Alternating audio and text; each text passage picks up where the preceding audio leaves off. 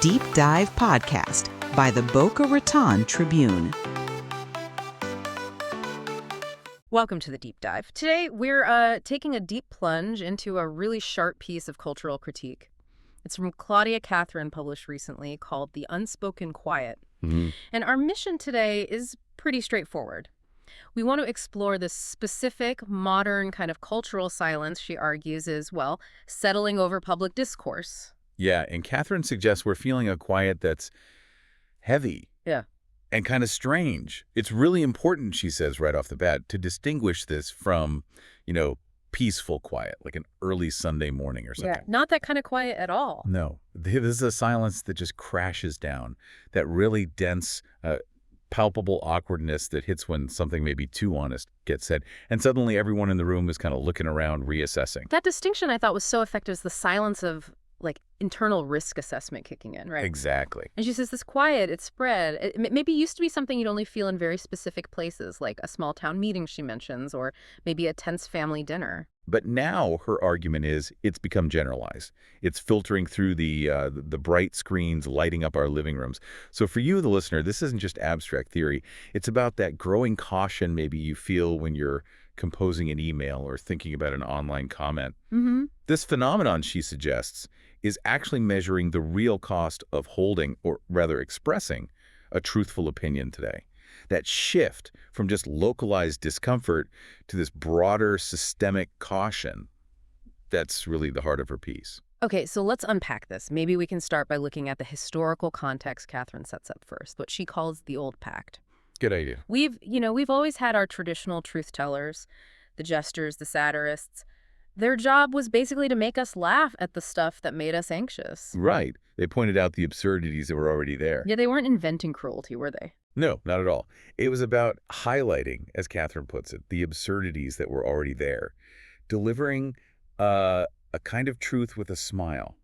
And society sort of implicitly agreed this was the space for that kind of honesty. And the humor acted as a shield. Exactly. The protective barrier of humor meant you could say some pretty uncomfortable things without, blowing everything up. And this function felt necessary, didn't it? She uses this great analogy, describes this kind of humor as being like letting a little air out of a balloon before it pops. Yeah, I like that too. It suggests society needs these pressure release valves, right? Yeah. To stay stable, acknowledge problems through laughter instead of letting them just fester and boil over into, outrage. So the jester existing implied a kind of shared agreement. That's right, a consensus. We agreed that airing things through satire was actually valuable. And when that pact holds, the pressure can dissipate in a healthy way.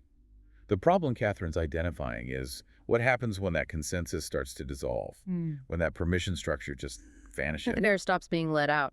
It gets trapped. So when did Catherine argue we first really felt that permission starting to vanish? She points to a very specific, quite abrupt change. She cites the disappearance of a particular TV figure, one of the sharpest voices, as she puts it. Yeah, and it wasn't a slow decline, was it? Not ratings dropping or anything like that. No, she emphasizes how instant it felt. One night, the show's on, delivering its usual uncomfortable truths with that sharp smile. And the next night, a rerun. Just gone. And that abrupt vanishing, she says, is key. It's the first real sign that the old system, that shared honesty pact, had kind of broken down, replaced by something much more fragile, sensitive. Which leads us right into your next point, right? The mechanisms behind this vanishing quiet. Section 2, because the cancellation of that show, it wasn't met with big public protests or anything. She calls it a soft, strange vanishing. Which is precisely why it's so chilling, isn't it? It's the opposite of a big public showdown. It's more like being ghosted, culturally speaking. Oh, ghosted, yeah. If a voice gets shut down loudly, it can create a martyr, right? People understand what happened. But when it vanishes softly, quietly, there's no clear evidence of a struggle. And the message to other voices is more insidious. You too could just disappear without a fight. And what's fascinating is how the author focuses on the whispered reasons she heard for that vanishing. If it wasn't public outrage, what was it? She describes this tangle of advertisers, quiet phone calls, and unseen pressures. This is where you really see the systemic nature of it all. It wasn't one big institution decreeing stop. It was diffuse. Yeah, exactly. Think of it like, imagine your work is held up by 5 different strings.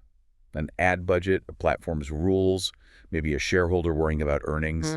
If you hit a note someone doesn't like, any one of those strings can be gently, quietly pulled, and the music stops, without any big public announcement or clear villain. That economic chilling effect. It's so important because it doesn't need some government censor, does it? Not at all. It's the invisible hand, maybe, of the market just reacting to what it sees as controversy. And controversy is now treated like a liability risk, a risk that seems to outweigh the value of whatever truth was being spoken. Wow. Precisely. And that, Catherine argues, is why this heavy quiet feels so pervasive now. When people talk about losing, the old promise we made to ourselves as a country, the one about being able to speak freely, they aren't necessarily describing old school censorship. They're describing this new feeling. Yeah, this uncomfortable sense that telling an honest truth now involves this immediate, really complex calculation, an economic and social risk assessment. Which brings up a really pivotal question she tackles. If we're all so busy assessing risk, how do we keep communication honest? We need to understand how the line between telling a hard truth and, well, crafting a weapon has gotten so dangerously blurred. And Catherine is actually very firm in drawing a line between those two, which you have to do, right, if you want to have a productive analysis. Right. So on one side, she says, you have the act of speaking an uncomfortable truth. And she emphasizes this takes work. It requires, quote, a clear eye and a steady, honest voice. It comes from observation, from genuine effort aimed at clarity. And then there's the other side. What she flatly states isn't speech, it's a weapon. And she defines that as crafting a lie to harm someone, to incite something ugly, or knowingly twist reality for cruel sport. The intent is key there. Absolutely. One seeks understanding, maybe difficult understanding, but understanding nonetheless.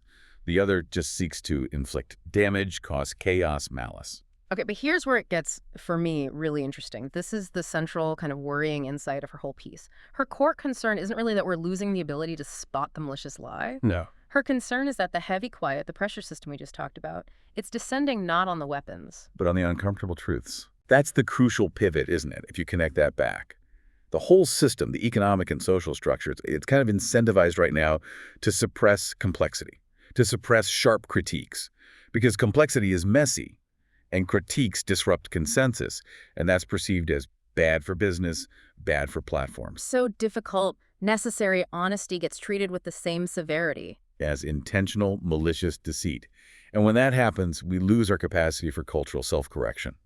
It's like punishing the doctor who gives you the painful but accurate diagnosis instead of the con artist selling you snake oil. Okay, so we've established the pressure is systemic. Let's maybe detail who the players are in this system. Because it's not some single conspiracy, right? It's a web of things, as she puts it. Absolutely. It's multifaceted. It's ambient. She points out 3 key nodes in this web, and you can see how their interests kind of align, promoting quiet comfort over potentially noisy truth. Okay, so first node. The company buying the ads. Right. They hold the purse strings. They can threaten to pull support if the content gets too volatile, too divisive. Right. Regardless of whether it's actually true or important. Then number 2, you've got the platform that hosts the video or the article or whatever the content is. They control the distribution. And they worry about regulatory backlash or users leaving, so they prioritize stability, which often means choosing to deplatform or demonetize anything causing friction. Again, truth isn't the primary metric there. Risk is. And the third one she mentions? The investor. The investor who worries about the stock price. And this might be the most pervasive pressure point of all. Nobody wants controversy dragging down the quarterly earnings report. So you get this universal corporate impulse towards blandness, towards safe, non-offensive content. Pretty much. This convergence of interests, the advertiser protecting brand image, the platform protecting its user base, the investor protecting capital, it all points in the same direction. Towards a little less noise, a little more caution. That's her phrase. Yeah. It's a chilling effect that's become incredibly efficient. And that efficiency, you see it in the small, maybe daily acts of self-censorship. The ones that you, the creator, the writer, the commenter, you start to internalize. Catherine gives 2 really specific, kind of painful examples of this. Yeah, they really hit home. The first is the writer, maybe late at night, looking over their work. They pause on a sentence. It's biting. It's honest. Maybe it's brilliant. But they think about the web, the potential fallout, losing a contract, the online mob, the risk to their livelihood, and they just delete it before anyone else even sees it. The censorship happens internally. Wow. Erased by the creator themselves. And the second example, Yeah. the producer in the editing room, cutting a joke. It might be perfectly true, structurally sound within the piece, but it feels a little too close to the bone, she says. So they pull the punch. They pull the punch. Proactively remove the sting, sacrificing maybe the integrity of the piece just a little for safety.